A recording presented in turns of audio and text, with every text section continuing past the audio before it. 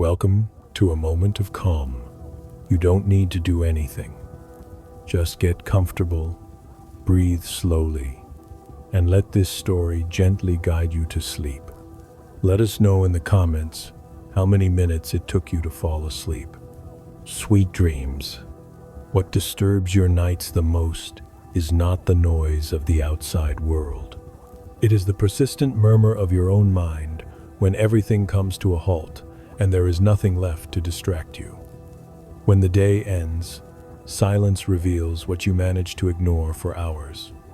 A space created to accompany you through restless nights, where every word does not seek to force rest, but to remind you that even when anxiety appears, there is within you a calm that has not disappeared. Nighttime anxiety arises when the body is tired, but the mind refuses to stop. During the day, you function, respond, move forward. There is no time to feel everything. When night arrives, that rhythm breaks, and what went unattended begins to surface. Thoughts, memories, worries that seemed asleep suddenly awaken. The Stoics knew this phenomenon well. They understood that a fatigued mind becomes more prone to creating narratives that do not always reflect reality. Not because you are weak, but because silence amplifies what was left unresolved. Marcus Aurelius wrote that life is colored by the quality of our thoughts, and at night, when vigilance relaxes, those thoughts seem to multiply. They do not come to punish you, they come to be heard. The mind tries to process what had no space during the day. Imagine that every lived experience remained suspended within you, without enough room to breathe. When night arrives, that space opens and everything emerges at once. That inner avalanche unsettles, tightens the chest, interrupts rest. But the Stoics taught something fundamental. Nothing that arises from within is an enemy. Everything is a signal. Epictetus affirmed that it is not what happens that affects us, but how we interpret it. Nighttime anxiety is that inner dialogue intensified by stillness. Repeating stories, anticipated fears, thoughts that project futures that do not yet exist. The conflict appears when you try to silence them by force. When you tell yourself that you should not be feeling this. When you fight against the inner experience, that resistance does not calm, it amplifies. What is rejected grows stronger. What is accepted begins to transform. Seneca taught that serenity is not found by pushing darkness out of the mind, but by allowing understanding to pass through it. And understanding means recognizing that nighttime anxiety does not come to destroy your peace, but to point out what can no longer be carried in silence. Sometimes, the night is not the enemy. It is the most honest mirror of the day. When you stop fighting nighttime anxiety, you discover something unexpected. Beneath the noise, there is a silent space that was always there. It does not appear suddenly. It reveals itself gradually. As resistance diminishes, that space is the beginning of Stoic calm. The Stoics called this process radical acceptance. It does not mean giving up or resigning yourself. It means stopping the waste of energy, fighting what is inevitable. Night is night. Fatigue is fatigue. Thoughts appear. All of this is already happening. The question is not how to eliminate it, but how to relate to it without losing yourself. Epictetus taught that freedom begins when you distinguish between yourself and your mental impressions. A thought is not a fact. An emotion is not an order. They are internal phenomena that appear and disappear. Nighttime anxiety becomes overwhelming when you forget this distinction and begin to believe that every thought defines reality. In the stillness of the night, the mind often speaks with authority. It presents its stories as urgent, definitive, unquestionable. What if everything goes wrong tomorrow? What if I'm not enough? What if this never changes? But the Stoics invited a pause before obeying that voice. Imagine observing your thoughts as if they were temporary visitors. You do not expel them. You do not invite them to stay. You simply acknowledge them. Here is this thought. Nothing more. That observation creates a subtle but powerful distance. In that distance, you reclaim your place as a witness, not a prisoner. Marcus Aurelius practiced this inner retreat every night. He returned to himself to review the day, not with harshness, but with honesty. He knew the mind needs order before rest, not to demand perfection, but to release what has already served its purpose. Nighttime anxiety often arises because your mind continues trying to resolve the day when the body already needs rest. It keeps evaluating, anticipating, correcting, not because it wants to harm you, but because it learned that staying alert is how it remains safe. Acknowledging that intention, rather than rejecting it, softens the experience. The Stoics understood that the mind calms when the body feels safe. That is why they placed so much importance on breathing and bodily attention, not as modern techniques, but as natural ways of returning to the present. When you bring attention to the sensation of your body supported, to the slow rhythm of air entering and leaving, the mind loses part of its speed. The present does not feed anxiety. Anxiety feeds on the imagined future. By bringing your attention to the now, you do not eliminate thoughts, but you take away their force. They begin to pass like clouds across a stable sky. A cloud may cover the moon for a moment, but the moon remains intact. You are that stable background. Anxiety is only a passing form. Robin Sharma says the mind is an excellent servant, but a poor master. Night is when that master tries to take control with greater intensity. Reclaiming your role as guide means allowing the mind to speak without handing it command. You can listen without obeying. You can feel without sinking. You can think without falling into spirals. There is a point at which anxiety begins to transform. It does not happen when you fall asleep quickly, but when you decide to stay with yourself without judging what appears. When you allow yourself to feel without demanding immediate calm. That decision changes your relationship with the night. The Stoics knew that serenity is not born of force, but of understanding. The night, with all its silence, reminds you that you do not need absolute control to be safe. You have made it through difficult days before. You have survived intense thoughts before. This night is no different. Anxiety does not define you. It is an experience, not an identity. When you begin to see it this way, it stops feeling like a constant threat and starts to reveal itself as a messenger. It brings information about crossed limits, accumulated burdens, ignored needs. Listening to that message calmly is an act of care, not of weakness. The Stoics believed that every inner difficulty could become training, not to harden you, but to make you more conscious. Every restless night is an opportunity to practice presence, to learn to let go of the day, to remember that not everything needs to be resolved now.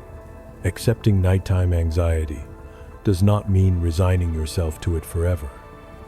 It means stopping feeding it with fear. The night does not come to break you.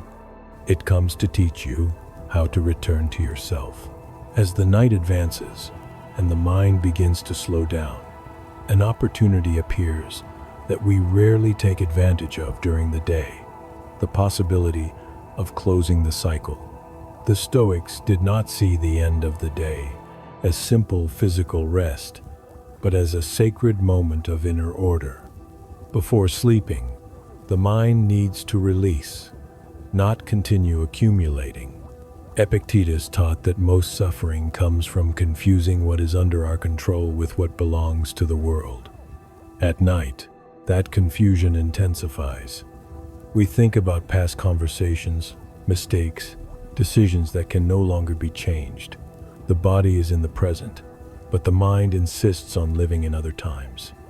A simple Stoic practice consists of naming internally, "This has already happened," not to deny what was lived, but to recognize that it no longer requires action. Rest begins when you stop mentally intervening in what has already ended.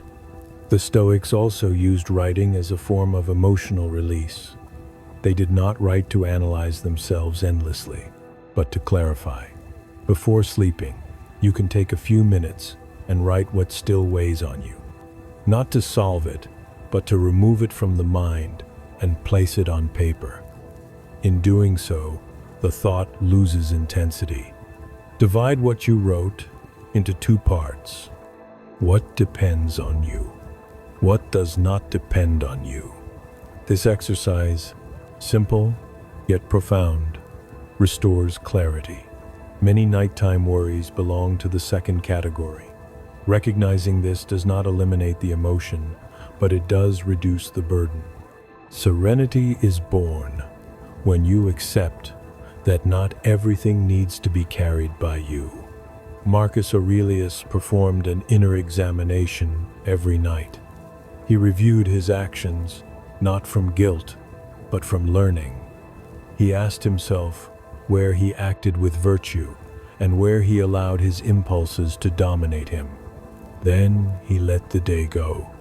That letting go was just as important as reflection.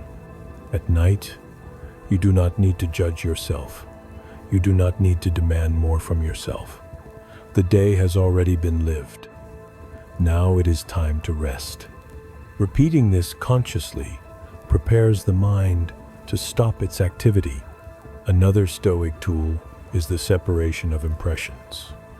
When a thought appears, "Tomorrow everything could go wrong," you can respond internally, "This is an impression, not a fact." This short phrase creates immediate distance. It reminds you that not everything that arises in the mind deserves to be followed. Nighttime anxiety often presents itself as urgent. It makes you believe that every thought requires an immediate solution. But most of the time, there is nothing to solve right now.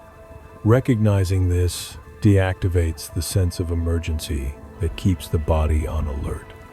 The Stoics understood that body and mind are deeply connected. That is why returning to the body is a direct way to calm the mind. When you lie down, bring attention to the weight of your body on the bed. Feel the contact. Gravity holding you. Do not try to change anything. Just perceive. Breathing also becomes an anchor. Inhale gently. Exhale a little more slowly. This difference activates a natural calming response. It is not about forcing relaxation, but allowing it. The present is a safe place. Anxiety does not live in the now. It lives in what it imagines. The Stoics taught that when the body understands it is safe, the mind stops keeping watch. That is why you do not need to convince yourself with complex arguments. It is enough to send signals of safety through bodily attention. A Stoic nighttime ritual does not need to be elaborate. It can be as simple as repeating a phrase before sleep. "I have done what was in my hands today. The rest does not belong to me." These words close the day. They mark a boundary. They tell the mind that its task is finished. James Clear speaks of the power of small habits. A conscious closing each night creates internal structure, and anxiety fears structure because it feeds on disorder. When your mind knows there is a bridge toward rest, it begins to relax even before crossing it. The night is not the moment to plan your entire life. It is the moment to rest from it. Accepting this completely changes the nighttime experience. You stop using the bed as a space for worry and reclaim it as a place of rest. The mind learns through repetition. that it does not need to remain constantly alert. Anxiety loses strength when it finds neither resistance nor excessive attention. Like a distant noise, it fades when it is not responded to. The Stoics did not seek to eliminate emotions. They sought to prevent emotions from governing. At night, this principle becomes essential. Feeling restlessness is not a mistake. Getting trapped in it is. Each time you choose to observe without reacting, you strengthen your inner mastery. Each night in which you let go a little more, you train calm.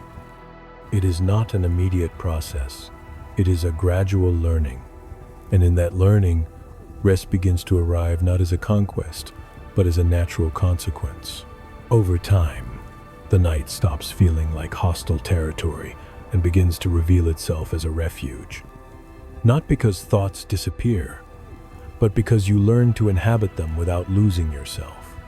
The Stoics understood that darkness is not the absence of clarity, but the space where clarity can appear without distractions. When silence falls, there are no more tasks to fulfill or masks to hold. All that remains is you and your mind. For many, that encounter feels uncomfortable. But Epictetus taught that avoiding oneself is the deepest form of slavery. Returning to yourself, even when it hurts, is the first act of freedom. Nighttime anxiety often intensifies when you try to force yourself to sleep. The desire for control reappears. I should be calm. I have to rest. Tomorrow will be difficult if I don't sleep. That pressure adds another layer of tension. The Stoics proposed a different attitude, allowing night to be night, without demanding results. Accepting that sleep arrives when it arrives frees the mind from constant vigilance. It is not about giving up, but about letting go of the struggle. And when the struggle ceases, the body begins to do what it knows how to do: regulate itself. Imagine the night as a safe place where you do not have to prove anything. You do not need to be productive. You do not need to solve everything. You only need to be. This simple reorientation transforms the bed from a battlefield into a space of care. The Stoics spoke of inner retreat not as isolation from the world, but as a conscious return to one's center. Marcus Aurelius withdrew each night to remember who he was before sleeping, not to punish himself, but to reconcile with the day. In that retreat, you can observe how anxiety loses its threatening character. It begins to appear as a sign of fatigue, not as danger, as a request for rest, not as a personal failure. The night also reveals a frequent pattern. The mind tries to anticipate the next day before it has released the previous one. It rushes ahead out of fear, not necessity. Recognizing this impulse allows you to stop it gently. A powerful Stoic gesture is to tell yourself internally, "Tomorrow I will deal with tomorrow." This phrase does not avoid future challenges, but it places them where they belong. It reminds the mind that now is not the time to resolve them. Stoic micro-stories arise from this understanding. It is said that a disciple of Epictetus suffered from constant insomnia. Each night, his mind replayed errors and anticipated losses. When he shared this, his teacher replied, "If you have already survived the day, you can survive the night." Not as empty comfort, but as a reminder of strength. Anxiety loses strength when you remember that you have already gone through difficult moments before. It is not a promise that everything will be easy, but a recognition that you are more resilient than your tired mind suggests. Another story speaks of someone who, when lying down, mentally repeated everything that still needed to be done. Upon learning the Stoic principle of separation, he began to say, "This can wait." And by allowing tasks to remain outside the night, rest found space. The Stoics knew that the mind exaggerates in darkness. That is why they also recommended moderation in inner language. When a thought appears, It is not necessary to dramatize it. It is enough to acknowledge it and let it pass. The night teaches a subtle lesson. Not every thought needs a response. Not every emotion requires action. Sometimes, the wisest thing is not to intervene. When you begin to practice this conscious non-intervention, something changes. The body loosens. Breathing deepens. The mind slows its pace. Not because anxiety disappears immediately, but because it stops receiving excessive attention. The Stoics understood that calm cannot be imposed. It is allowed. It is the result of creating the right conditions, not of demanding it. The night, then, becomes a silent training ground. Each thought observed without reaction strengthens inner mastery. Each impulse not followed weakens the habit of anxiety. You do not need to win this night. You only need to accompany yourself. And, in accompanying yourself without judgment, without haste, without demand, the night begins to fulfill its natural function. Restoration. There is a moment, just before sleep, when the mind tries one last time to cling to everything that worries it. Final doubts appear. Repeated questions. Scenarios seeking attention, not because they are urgent, but because fatigue gives them more volume. The Stoics knew that this moment should not be fought, but crossed with calm. Marcus Aurelius wrote that rest does not consist in doing nothing but in allowing the soul to return to its balance. That balance is not reached by forcing silence, but by releasing the need for control. The night does not demand answers from you. It offers rest. When you accept that you do not need to solve everything before closing your eyes, something softens within you. The pressure decreases. The body recognizes that it can lower its guard. The mind, little by little, stops keeping watch. Nighttime anxiety often appears when you believe you should be able to handle everything, when you demand immediate calm from yourself, when you interpret insomnia as failure. Stoicism proposes another view. Restlessness is not defeat, it is a sign of humanity. You are not failing for feeling anxiety. You are learning to accompany yourself in stillness. The Stoics understood that no emotion is permanent, neither fear nor doubt, nor nighttime restlessness. Everything changes when it is observed without rejection. The calm you seek is not far away. It appears when you stop pushing it. Imagine placing your thoughts one by one on a table, not to analyze them, but to free yourself from the weight of holding them all at once. Each thought is a stone you can leave there for tonight. Tomorrow, you will decide which ones to pick up again. This simple action is an act of freedom. Because inner freedom begins when you choose not to carry what does not belong to you right now. Seneca taught that difficult moments of the soul should not be faced with harshness, but with conscious tenderness. Night is that space where you can treat yourself gently, where you do not need to be strong, only present. Breathe slowly. Allow fatigue to do its work. You do not need to stay alert. You do not need to monitor every thought. Rest is not earned, it is allowed. The Stoics spoke of closing the day with dignity. That does not mean having done everything perfectly, but having done what was within your hands. Repeating this to yourself before sleeping marks a clear boundary between day and night. I have done what I could today. The rest does not belong to me. These words are not resignation. They are applied wisdom.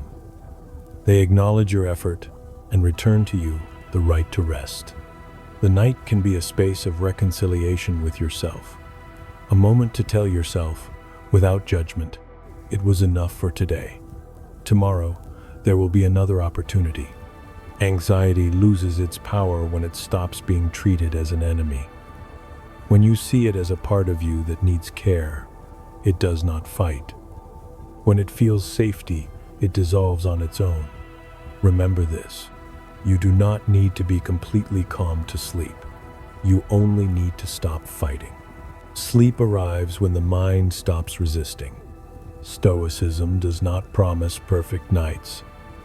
It offers something deeper, the ability to return to your center even when the mind is agitated. That ability is trained, and you are already practicing it. Each time you choose to observe instead of react, you strengthen your serenity. Each night in which you let go a little more, your mind learns that it can rest without losing control. And there comes a point, almost imperceptible, when the inner noise softens, not because it disappears completely, but because it stops dominating you. At that point, the body takes over and rest begins. The night does not come to break you. It comes to remind you that you can rest even with thoughts present. If at any moment you doubt, remember the Stoic words, not everything depends on you, and that is okay. Life does not rest on your shoulders while you sleep. You can let go. Allow your breathing to slow. Let your body sink a little deeper into the bed. Let the mind, tired of keeping watch, give in. You do not need to think anymore. You do not need to reach any conclusion. Just be, and in that being, the night fulfills its purpose. Rest finds its way. Calm appears without effort. Sleep knowing that you are not broken, that you are not lost, that you do not need to fix yourself to deserve peace. Serenity is not the absence of thought. It is the absence of resistance. And tonight, you have chosen not to resist.